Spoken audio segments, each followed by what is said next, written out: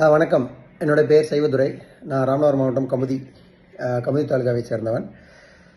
இப்போ என்னென்னா, ஓபிஎஸ் ஐயா தனியாக சுயேட்சையாக நின்றார். அப்போது நம்ம மக்களுக்கு எல்லாருக்குமே உணர்வு இருக்குது. முக்குளத்தை சேர்ந்த எல்லாருக்குமே உணர்வு இருக்குது. திமுகவாக இருந்தவங்க ஐயாவுக்கு ஓட்டு போட்டாங்க, அதிமுகவாக இருந்தவங்க ஐயாவுக்கு ஓட்டு போட்டாங்க, மாற்றுக் கட்சியில் இருந்தவங்க கூட எல்லாருமே ஓபிஎஸ் ஐயாவுக்கு ஓட்டு போட்டு 3,42,884 ஓட்டு போட்டு அவரை 2ஆம் இடத்துக்கு கொண்டு வந்தாங்க. ஸோ எல்லாத்துக்குமே அந்த உணர்வு இருக்குது. நாளைக்கு 27ஆம் தேதி ஒரு நாள் யார் எந்த கட்சியாக இருந்தாலும் சரி, எங்கே இருந்தாலும் சரி, தயவு செஞ்சு ஆப்ப நாட்டுக்கு வாங்க. நம்மளோட வலுவை காட்ட வேண்டிய ஒரு சூழல். இது எதுக்காகனா, உயர்ந்த சாதின்னு சொல்லி நம்மளை தாழ்ந்த சாதிக்கும் தரங்கட்ட சாதியாக்கிட்டாங்க. ஒரு கேட்பாரற்ற ஒரு நாதியா நம்ம மாறிட்டோம்.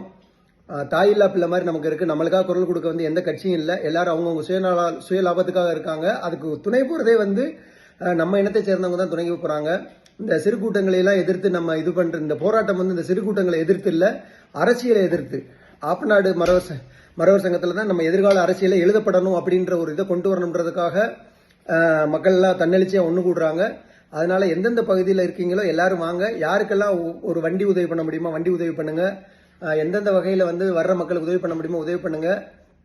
இனிமேலாவது வரும் அரசியல் முக்குளத்தோரை தாண்டி எதுவும் இருக்கக்கூடாது அப்படின்றத நம்ம எல்லாரும் புரிய வைக்கணும். யாருக்கு என்னென்ன உதவி பண்ண முடியுமோ பண்ணுங்க. எத்தனை பேர் வர முடியுமோ எல்லாரும் வாங்க. தன்னோட பலத்தை காமிச்சா தான் இது சிறிய கூட்டங்கள் பயப்படுறதுக்காக இல்லை, அரசாங்கம் பயப்படணும் நம்மளை பார்த்து. நம்மளை யாரும் ஒதுக்கக்கூடாது, அந்த ஒரு இதுக்காக தான். எங்கள் ஊர்லேருந்து கண்டிப்பாக வருவாங்க. நானும் கலந்துக்கிற முயற்சி பண்ணுறேன். நன்றி, வணக்கம்.